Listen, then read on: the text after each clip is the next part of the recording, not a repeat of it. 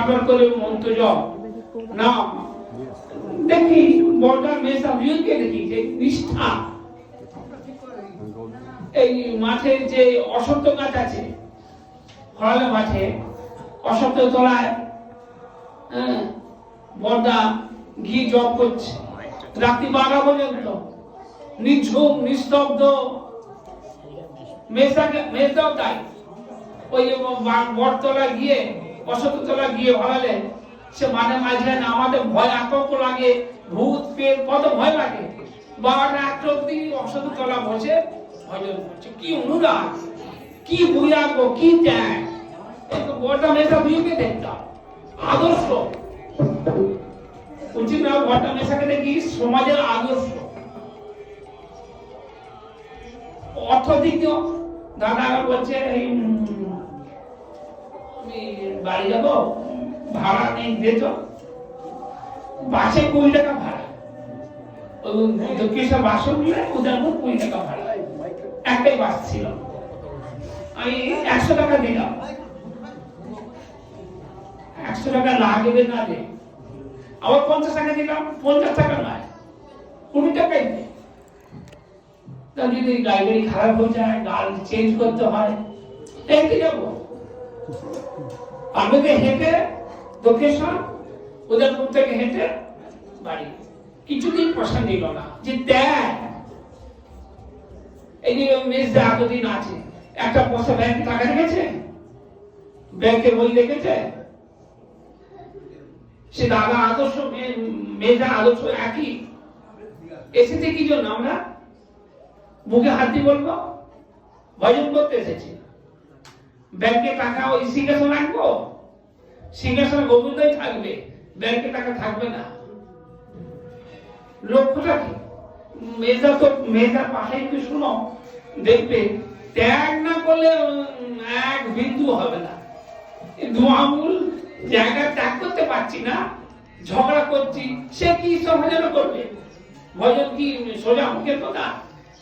মহাবিশা গোস্বামী মনে সূচকগুলো পড়তে পড়তে বলে মুখের কথা বহু মিলে সোজা নাই, ত্যাগ করতে হবে। ত্যাগ না করলে হবে না, কিন্তু সাধু সঙ্গ না হলে হবে না।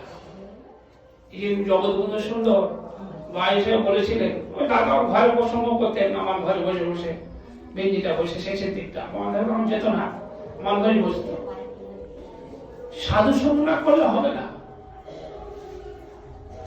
বন্ধু সুন্দর ভাই হিসেবে বলছে সাধু সঙ্গ সর্বশাস্ত্র কর, লয় মাত্র সাধু সঙ্গ সর্বসিদ্ধি হয়। তারপরে বলছে দেখ, সাধুর কাছে যাবি না, দূর থেকে প্রণাম করবি। তুমি তো বলে এই বলে সাধু সঙ্গ করতে, গ্রন্থরূপী সাধু সঙ্গ। সাধুর কাছে গেলে হয়তো উনি আচরণ ঠিক করছে, আমি ভাবছি ঠিক হচ্ছে না, তাহলে দোষ দেখলাম, দোষ দেখলে কি হবে? অপরাধ হয়ে যাবে। তাহলে সাধু সঙ্গ করলে, সঙ্গ মানে কি? আসক্ত, ভালো লাগা। একটা যখন যুবক যুবতী দেখলে ভালো লাগা, সেই ভালো লাগা সাধুর প্রতি হতে হবে। কি বাবা ইচ্ছা জীবন চরিত্র, বাবাজির কি সুন্দর জীবন চরিত্র, কিরকম ভজন করে, কিরকম সাধন করে, সেই ভাবনাটা লোভ হলেই তাকে আমাদের সঙ্গ, আসল ভালো লাগা। সাধুর সাথে গল্প করলাম, আলোচনা করলাম, সমালোচনা করলাম, তাহলে সাধু সঙ্গ করলে কি হয়? বিষয় বিরক্ত হবে আর গোবিন্দে আসক্ত হবে। তার না বুঝে রাখবো, যতই ভজন করো বিষয় আসক্ত গেল না, আর অনেক টাকা পেয়েছি কি আনন্দ ঘান লাগছে, হ্যাঁ, ও সাধু সঙ্গ হয়নি। আর সাধু সঙ্গ না হলে ভজনে এক বিন্দু আগাবে না। পরিষ্কার কথা, বিষয় বিরক্ত তবে গোবিন্দ আসক্ত, দুটার সঙ্গে হয় না। যে সাধু সঙ্গ দ্বারা বিষয় বিরক্ত হবে। আর সাধু সঙ্গের লক্ষণ কি? যখন তোর বিষয় তেতো লাগছে তখন জানবে না আমার ভজন হচ্ছে, সাধু সঙ্গ হচ্ছে। 100% 10% হোক, 20% হোক, যারা সাধক অবস্থা তার 100% জায়গায় বসে আছে, 10% হোক না, বিষয় বিরক্ত। একটা দেয়ালে বল ছুঁড়লে রিটার্ন ফিরে আসে দুটো বল, একটা দোষের বল, একটা গুণের বল। লাল বলটা দোষের, নীল বলটা গুণের। যদি লাল বল ছুড়ি লাল বল আসবে, আমি যদি দোষ গাই দোষ আমার কাছে আসবে, গুণ গাই গুণটা আসবে আমার কাছে। এখন কি হয়ে গেছে, সব দোষগ্রাহী হয়ে গেছে জগৎটা, গুণগ্রাহী নয়। যে একজন সাধু একজন বৈষ্ণব ভজন করছে, তুমি তার যদি গুণ গাও তোমার তার গুণটা পাও। তুমি আগে দোষ গাও তার দোষ, আর দোষ গাইলে কি হবে, বিষয় আরো আসক্ত হবে। 1 লাখ টাকা ছিল 2 লাখ টাকা হয়ে গেল, আসক্ত বাড়ছে। সাধু নিন্দা করে, সাধু চর্চা করে বিষয়ে আসক্ত বাড়ছে। সাধু কি বলে, বিষয় আসক্ত। আর সাধু নিন্দা করলে বিষয় আসক্ত হবে, ভালো লাগা। এই বলটাকে দেখতাম সবসময় বলতো উদ্দেশ্য কি, বাড়ি ঘর ছেড়ে এসেছি, মুখে হাত দিয়ে বলো উদ্দেশ্য কি, কি করতে এসেছি, ভজন করতে এসেছি না অর্থ সংগ্রহ করতে এসেছি। মেজা প্রায় পাশে বলে, বৈরাগ্য না হলে এক বিন্দু তুমি পাবে না, এক কোনা পাবে না। দাদা সারা জীবনটা যে বিষয় ত্যাগ আর সাধু সঙ্গ, সাধু সেবা। বৃন্দাবন পার্বতী লক্ষণদা বলছিল যে গৌরঙ্গদাকে দেখেছি, পাশুদা আর আমার মাকে বৈষ্ণব সেবা কিরকম করতে হয় দেখেছি আমি। এই সাধুর সঙ্গে বৈষ্ণব সেবা না হলে কি পাওয়া যায় না। আর মেয়েটার পাঠে শুনেছিলাম ভাগবত পাঠের মধ্যে, কি পাটা কার কাছে আছে, সাধু মঙ্গল করছে, সাধুর কাছে আছে। এই সংসার বন্ধন কি দিয়ে কাটবে, ছুরি দিয়ে কাটাইবে, সাধু সঙ্গ দ্বারা এই সংসার বন্ধন আসক্ত কাটবে। তোমাকে ত্যাগ করতে বলছি না, 1 কোটিটা কাছে থাক, ভাবনাটা তোমার। গোপালকে বলবে কি মহাপ্রভু করবে তোমার, মহাপ্রভু কি ইচ্ছা খুলে নেবে, যদি তোমার বাড়ি ইচ্ছা খুলে নেবে, নেবে না। ভাবনাটা এখানে টাকা পয়সা কিচ্ছু লাগে না। কি বলবো, বড়টা এখন মেজদা আছেন, সেই পাঠটা শুনি, দুটো কথা শুনি, আদর্শ। এই ঘর অঞ্চলের মধ্যে দেখছি বড়টা মেজদা বিভিন্ন হচ্ছে আদর্শ। কিরকম ভজন করতে হয়। আর যেদিনকে আমি দাদা ভাবতে হয়ে গেল, পরের দিন যাচ্ছি ব্যারাকপুরে বাদ দিয়ে মোড়ে, ওই যে আছে না ব্যানার্জি, ও যাচ্ছে, ও বলছে, আমি শুনতে পাচ্ছি, দেখো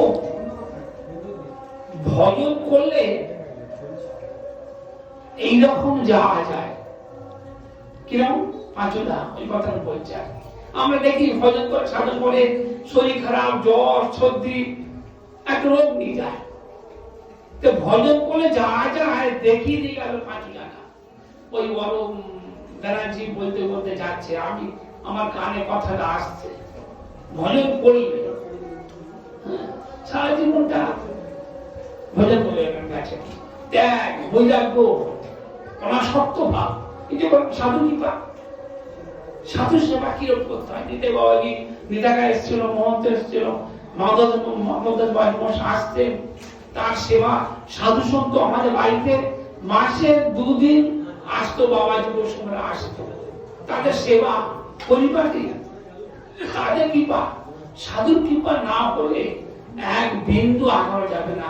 আর যদি নিন্দা করা হয় উল্টোটা, যে ভজন ছিল, সাধন ছিল, আস্তে আস্তে ক্ষয় হয়ে যাচ্ছে। বলটা সেটা আমাকে বলতে, একজন নাম বলছি না, পাগলতে বলছে, ব্যাংকে যে জমাটা ছিল টাকাটা না সুদটাও ফুরিয়ে গেছে, আর যেটা আসল ছিল সেটাও বসে বসে খাচ্ছে। মানে কি ভজন ভজন ভজনের সুখ কি ছিল সেটা নষ্ট হয়ে যাচ্ছে, আর যেটা আগে জমা ছিল সেটাও নষ্ট হয়ে যাচ্ছে। কি করে? এই নিন্দা চর্চা, হ্যাঁ, বিরাট ক্ষতি। মেয়েটার মুখে কোনদিন শুনি না যে একটা নিন্দাবাচক শব্দ, আর বড়টার মুখে তো শুনি না নিন্দাবাচক শব্দ। নিন্দা এ করলে কোনদিন না, বড়টা শুধু বলতো আমাকে কিছু বেশি যে বলতাম, সবাইকে বলতে পারবে লক্ষণ লাগলো আমাকে এসে কি জন্য বুকে হাত দিয়ে বল ত্যাগ বইলা মনে হবে কিছু হবে না। কিন্তু এটা এটা সাধুর কি পার না হলো পাবো তো, সাধু কাছে পাবো তো নাকি? ভগবানের কাছে এগুলো আমার পাবো? সমুদ্রের জল নোংরা তো, জলটা নোংরা না, জল খেতে পারবো? ওই সমুদ্রের জলটা বাষ্প হয়ে মেঘ হচ্ছে, মেঘ হয়ে বৃষ্টি হচ্ছে, তখন মিষ্টি লাগছে। সাধুর কি পা, তারা কি বলবো, বড়দা মেজদা যে হরাল এই অঞ্চলের মধ্যে আদর্শ প্রতিষ্ঠিত ত্যাগ বৈরাগ্যের জয় নিতাই, সেই তাদের কৃপা যেন আমি গুরুচরণ অবতী হয়, ভজন করতে পারি। জয় নিতাই, জয় গুরু।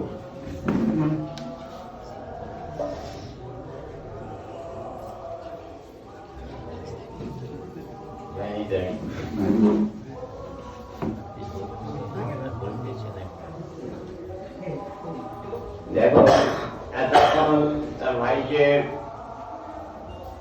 দাদার যে স্মৃতিচারণে বললেন যে বৈষ্ণব সেবাটা কেমন করে করতে হয়।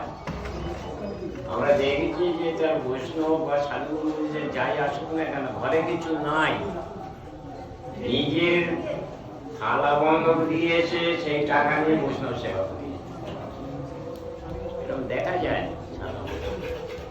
সেবার আদর্শ ব্যক্তি তাকে দেখে শিখতে হয়। যাই হোক, এখন তার প্রতি স্মৃতিচারণ করবেন কৃষ্ণপদ পাত্র।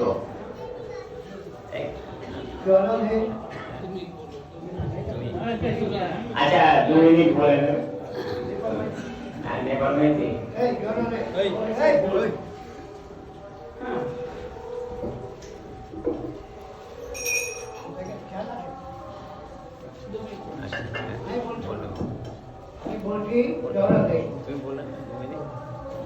যে কথা সবাই শুনবে,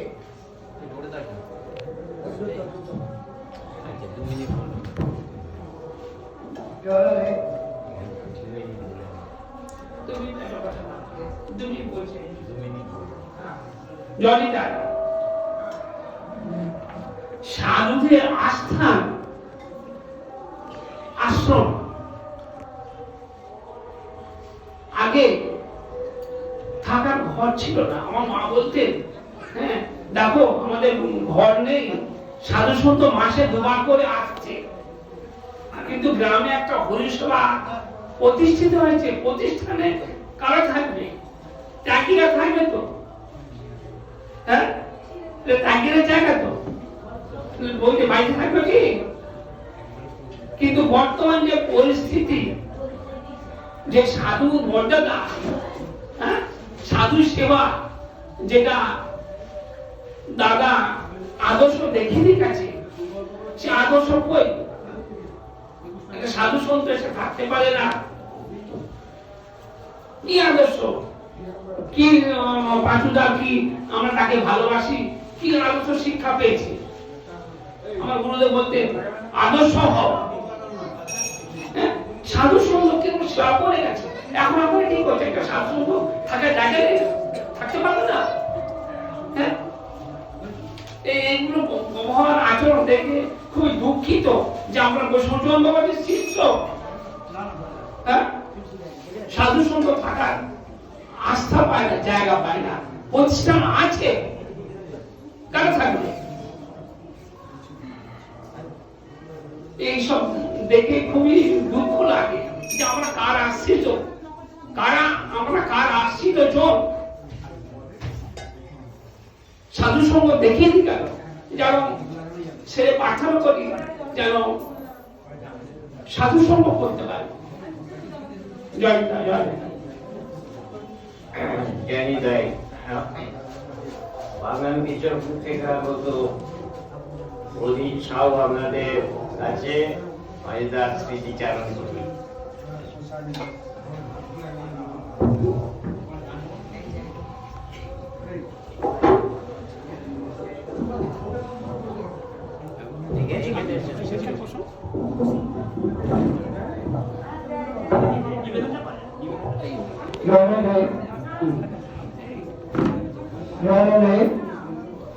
বাগনান থেকে আমাদের দাদার অত্যন্ত ঘনিষ্ঠ ছিলেন, অতীব ভগবত কথা প্রিয়। তিনি কত কষ্ট করে এসছেন দেখুন। কোথায় বাগনান মধুগোপাল জানা মহোদয় তার চরণে শ্রদ্ধা জ্ঞাপন করতে এসেছেন। এগুলো দেখে এখানকার যারা আছেন আমার মনে হয় একটু শেখা দরকার যে শ্রদ্ধাস্পদ মানুষকে কিভাবে শ্রদ্ধা জানাতে হয়। তিনি এখন আমাদের সকলকে শোনাবেন তার শ্রদ্ধা জ্ঞাপনের বাণী। জয় রাধে। আমি বলুন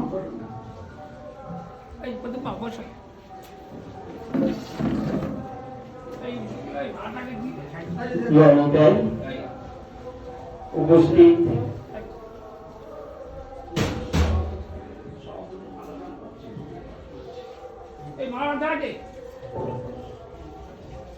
এই মহতী সভায় সভাপতিকে এখন মাল্যদান করা হচ্ছে।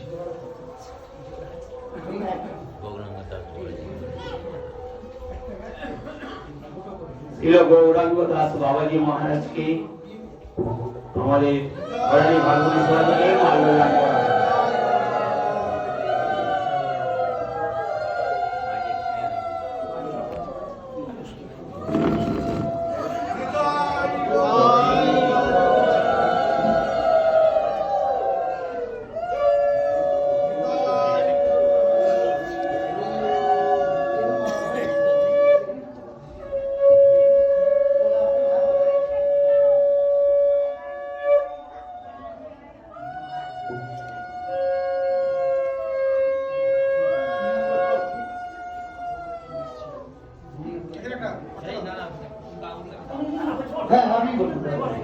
মাল্যদান পর্ব আমাদের এখন সমাপ্ত হয়েছে।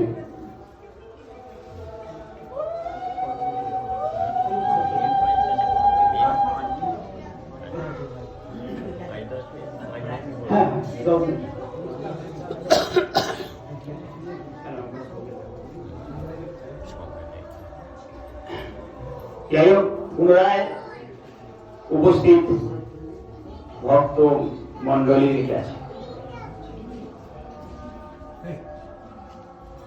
আমার আজকে আমি এসেছি স্মরণ সভাকে,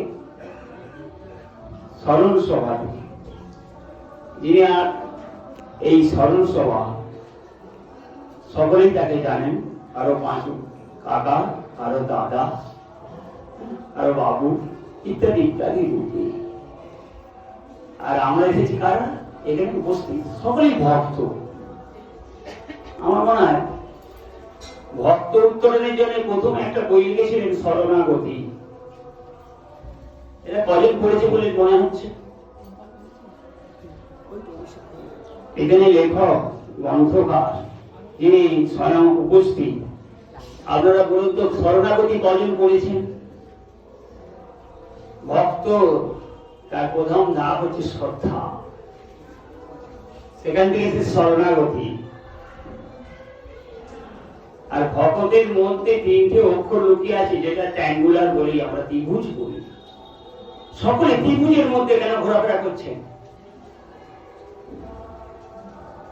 একজন হচ্ছে আমার কাছে রাধারমন বাবাজি, একটা কন বাবাজি মহারাজ, আর একটা কন আমার শ্রী গুরুদেব। তাদের 3 জনের কোলেতে বসে আছি। এই যে ভাবটা সব ভয়ের ব্যাপার। এখানে এসেছেন আপনারা ভক্ত, আর এসেছেন ভগবানের কাছে, ভক্ত আর ভগবান। তাই এই ভক্ত কিভাবে অতি শক্ত বলা হয় ভক্ত নিরন্তর 3 বেলায় অষ্টাঙ্গ ষষ্ঠাঙ্গ দ্বারায়, তার মানে 38টা আমি পয়েন্ট দেখেছি, 38টা পয়েন্ট, দশম অবতার, পঞ্চ আশ্বর, নববিধা ভক্তি আর স্বরূপ, টোটালটা হচ্ছে 38টা। এই 3 বেলা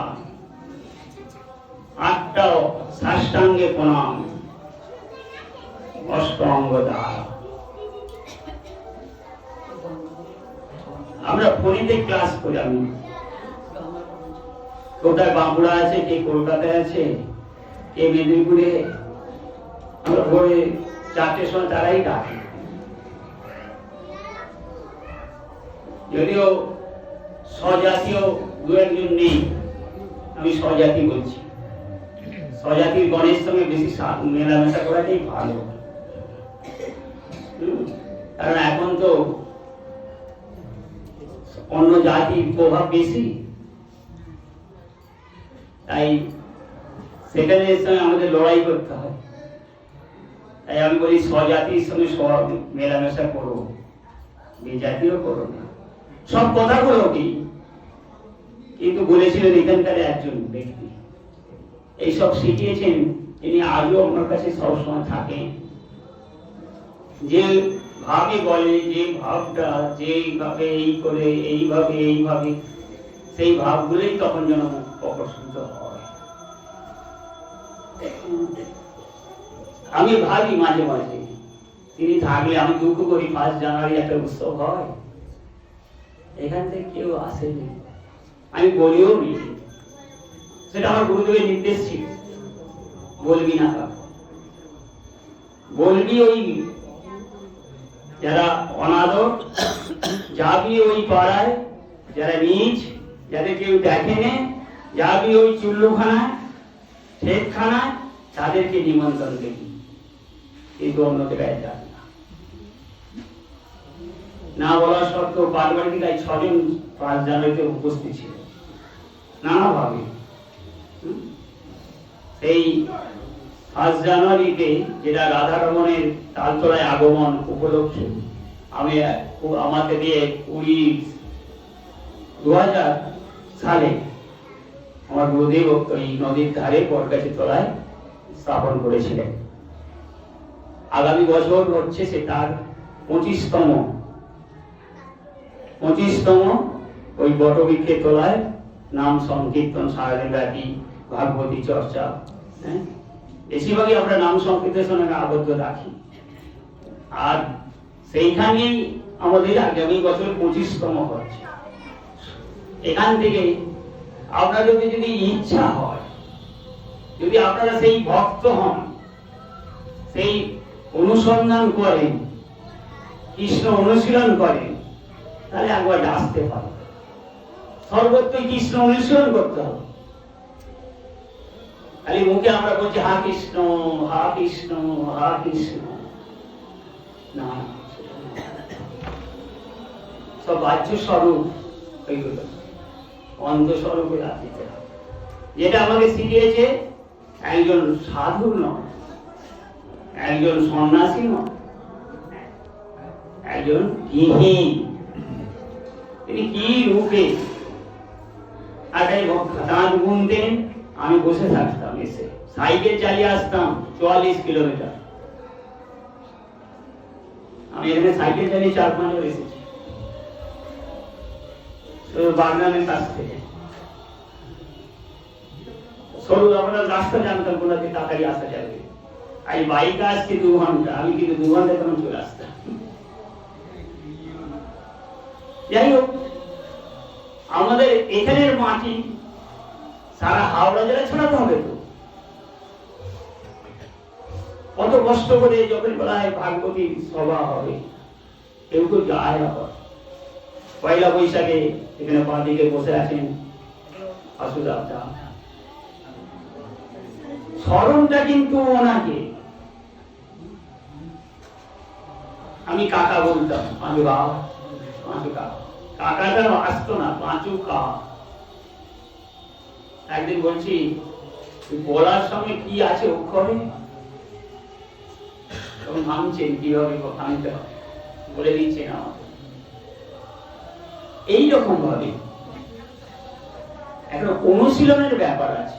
আপনি নীরবে করুন অনুশীলন। ব্যাপারটা হচ্ছে যে সবসময় ভাবের সঙ্গে থাকতে হবে। ভাব না আলে তো হবে না। আপনার শরীরের সঙ্গে ভগবানের সঙ্গে তো আপনার সঙ্গে যোগ রাখতে হবে। আর আমরা যে কটা এখানে এসেছি, আর আজকের যে জগৎ চলছে, যে সংসার জগৎ, এই যে চারিদিক মন ঐশ্বর্যের লড়াই চলছে, আকাশ পাতাল তফাৎ। তখন কালকে একটা ঘটনা ঘটছিল। আমার বলে তোমার হৃদয় কি করলো? এই তো অবস্থা। আমি ওই একটা অলংকার পড়িয়েছে তোকে, ওই অলংকার আমাকেও পড়ায়। যে নাম করলাম বলে এরকম অবস্থা। নামের জন্য আমি 22 বাজারে গেট দেখার থেকে স্মরণ কর না।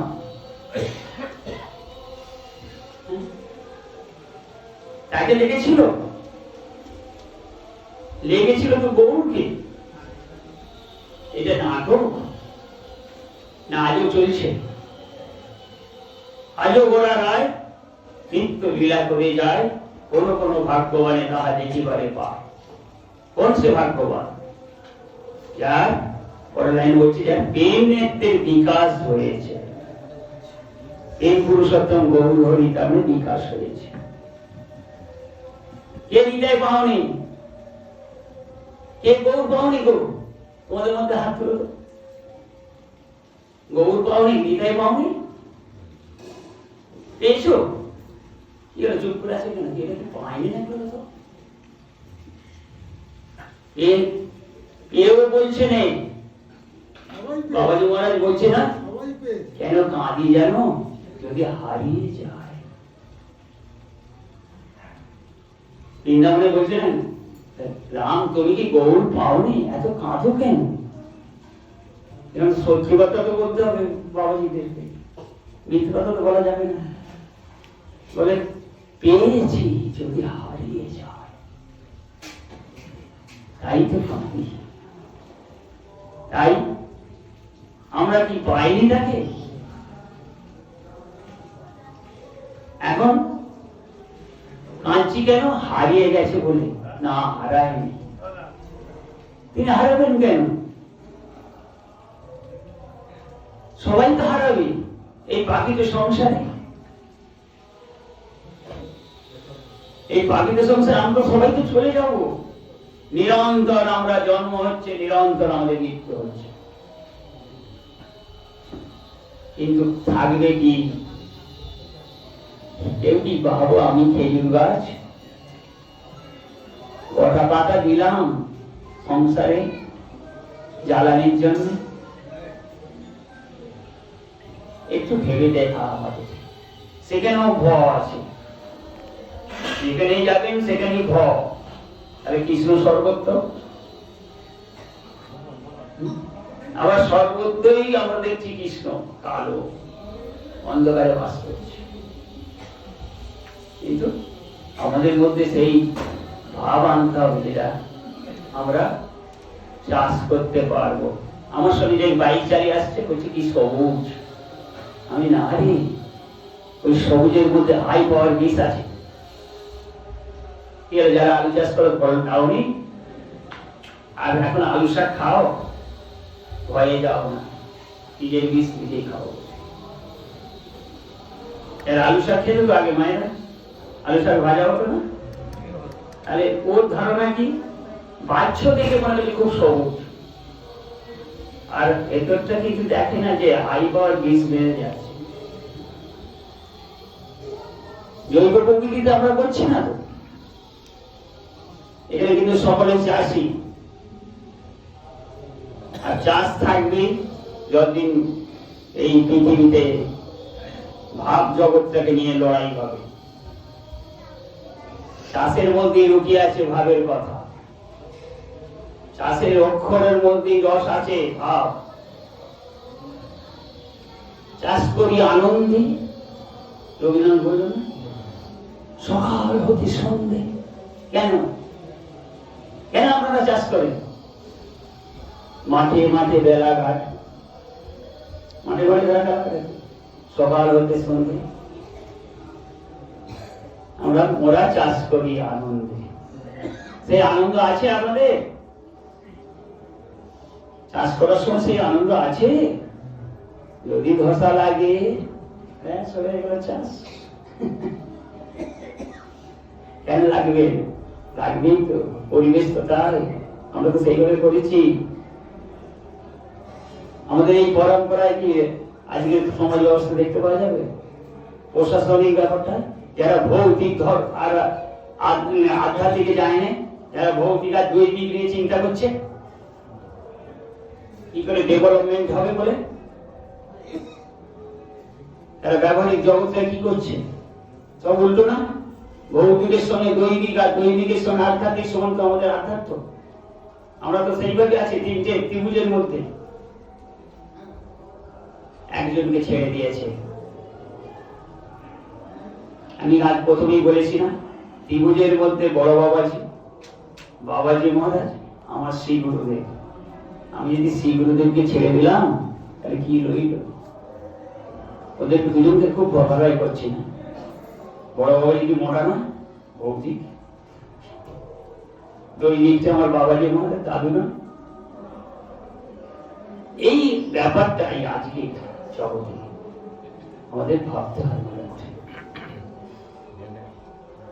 যদিও আমি একটুকু কোনো শাস্ত্র জানি না, শাস্ত্র পড়ি না, অনুভব করি যেটুকু আমাকে বলালেন আমি সেইটাই আপনাদের সামনে আবার পরিবেশন করলাম এবং শেষে আস্বাদন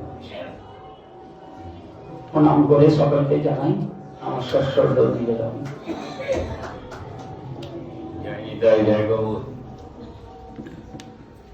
নিজে গুরু আনুগত্য ভজন বুঝলেন তো? পাঁচুদা সেই দেখো অনুশীলন করার কথা বলে গেলেন পরিদা, নামের অনুশীলন, সেটা পাঁচুদা দেখো দিকে দিকে যে ভাগবতী সভাগুলো হয়েছে অনুশীলন করার জন্য তাকে তো অনেকে গুরু বলে, শিক্ষা গুরুর মতো নিয়েছি, শিক্ষা গুরু তার প্রতি যে শ্রদ্ধা সেটা কোথায়? তার আনুগত্য, তার যে এটা সেটা তো কারোর মধ্যে দেখা যায় না। এখানে মানে কি বলবো, সেই আনুগত্য থাকলে একটা অনুশীলন কেন্দ্রেতে প্রত্যেক দিনের যে অনুশীলন করার কথা বা দেখলে আজকে তিনি যদি বেঁচে থাকতেন এই হাল দেখতেন, এই হাল হতো।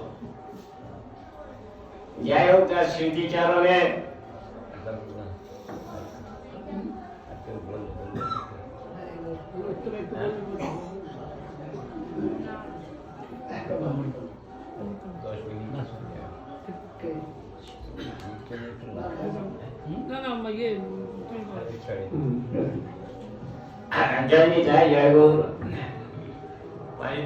স্মৃতিচারণে তার মধ্যম মাতা গৌরাঙ্গ দাস বাড়ি মহারাজ এবার কিছু বলবেন আর তারপরে সভা শেষ হবে। জয় রাধে।